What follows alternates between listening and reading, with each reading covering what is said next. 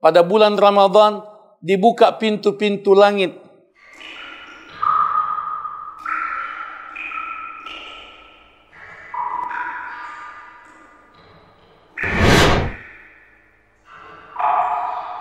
An Abi Hurairah radhiyallahu anhu qala, dari Abu Hurairah, semoga Allah meridai beliau, beliau mengatakan, qala Rasulullah sallallahu alaihi wasallam, Rasulullah sallallahu alaihi wasallam pernah bersabda, atakum Ramadan, telah datang kepadamu Ramadan, syahrun mubarak, bulan yang diberkahi.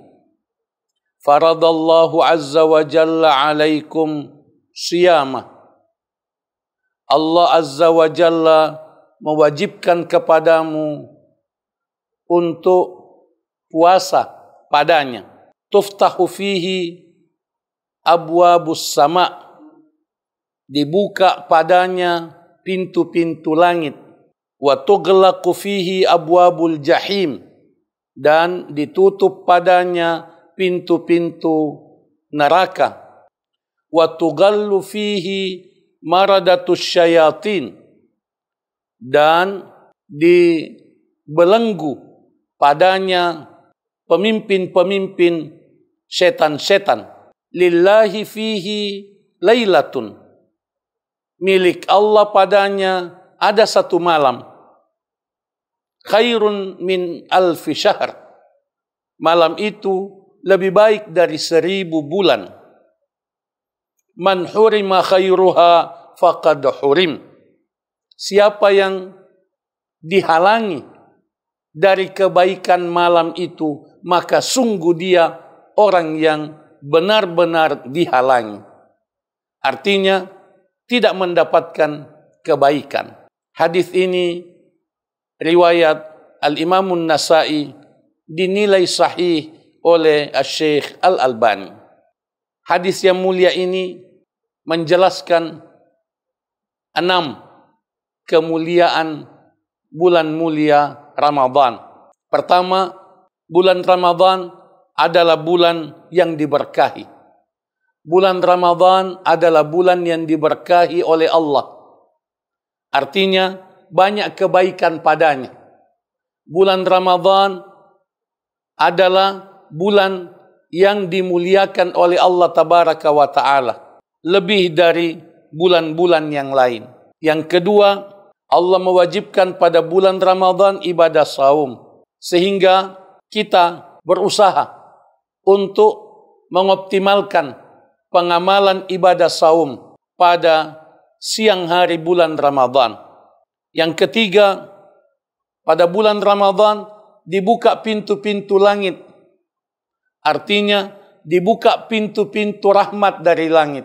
Rahmat Allah, kasih sayang Allah turun sangat banyak pada bulan Ramadan dibandingkan dengan bulan-bulan yang lain. Yang keempat, pada bulan Ramadan ditutup pintu-pintu neraka. Artinya ditutup jalan-jalan menuju neraka, dikurangi penyebab untuk masuk neraka. Kemudian yang kelima, pada bulan Ramadan diborgol pemimpin-pemimpin setan, tokoh-tokoh setan itu dibelenggu sehingga tidak bebas untuk menggoda manusia, mengajak manusia untuk melakukan dosa sebagaimana di luar bulan Ramadan. Yang keenam ialah bahwa pada bulan Ramadan ada satu malam yang malam itu nilainya lebih dari 1000 bulan, lebih dari 83 tahun.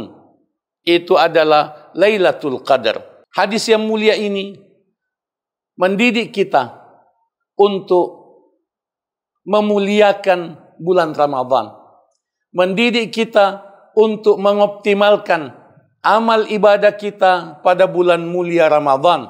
Hadis yang mulia ini mendidik kita untuk menargetkan, mencari kemuliaan Lailatul Qadar. Sehingga awal-awal Ramadan ini kita jadikan sebagai latihan, kita jadikan sebagai mujahadah, kita jadikan sebagai pendakian untuk mendapatkan puncak kemuliaan bulan mulia Ramadan, yaitu Lailatul Qadar.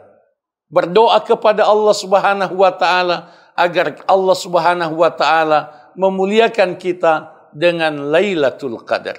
Semoga Allah Subhanahu wa taala menuntun kita untuk mengamalkan yang terbaik dari yang kita dengarkan dan yang kita ucapkan.